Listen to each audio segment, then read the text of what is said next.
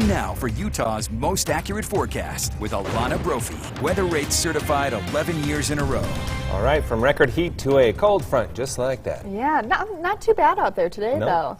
I was still sweating. We're above average, guys. It was the 80s. Man, we were feeling it, but a little cooler than where we were yesterday. That was record-breaking heat, and now we've got cloud cover and storms developing. Live look from Utah Lake, looking towards the Lake Mountains from Linden. People were out on the beach enjoying it, but this is one of those spots that you have to keep your eyes to the skies because that storm development is happening in the West Desert, and it's tracking east, so we have to be extremely careful. And if you're going to be out recreating, just know that's something that is going to stick around for the weekend. It's 86 in Salt Lake. That's 9 degrees above where we should be. 80s for the rest of the Wasatch Front, 80s in the West Desert, 90s in Moab, 96 in St. George. This increasing cloud cover will limit some additional daytime heating, so that's why those temperatures dropping at this point.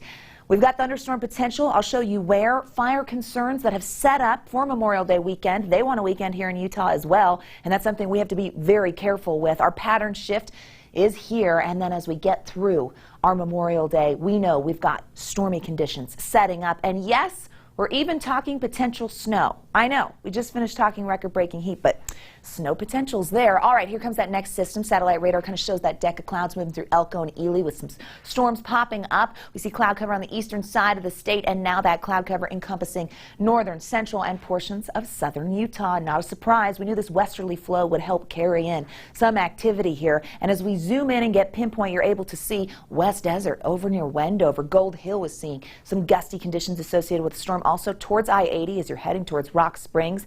You know, if you're driving and traveling, traffic was bad out there. We know that folks have to be careful because the weather conditions will change pretty quickly as these storms continue to develop. Storm threat tomorrow becomes a little more widespread. Heads all the way down to almost Iron County there. That does include the I-70 corridor all the way up to the state line, as well as southwestern Wyoming and eastern Nevada. So yeah, the chance of storm development even better for your Saturday, and it sticks around into your Sunday. So we've got wet weather, and as we kind of get through, you just have to know that those changes are coming. More clouds in Cedar City where the winds are blowing. You can see the trees moving. Great shot here from our Southern Utah University Network camera.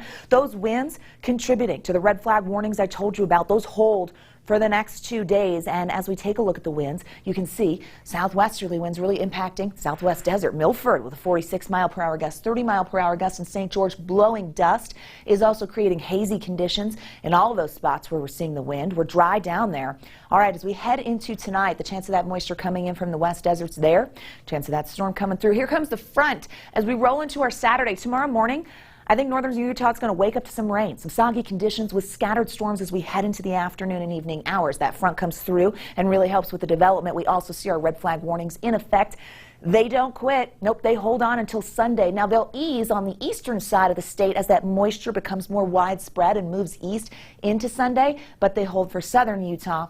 We do see thunderstorm potential on Sunday, and those showers will also be around, so not everyone will see a thunderstorm, but we do have the potential for just stray showers as well. Memorial Day, actually, that upper level low kind of brings in what looks to be a washout. Yeah, we've got rain, and it's going to be steady, so a heads up there impacting not just Utah, but the entire region with that counterclockwise flow. So soggy conditions definitely on deck for our Memorial Day, and cooler air. Temperatures are going to drop. Okay, how much so? Well, enough to get snow above 7,000 feet. Our Futurecast model takes us through early Tuesday morning.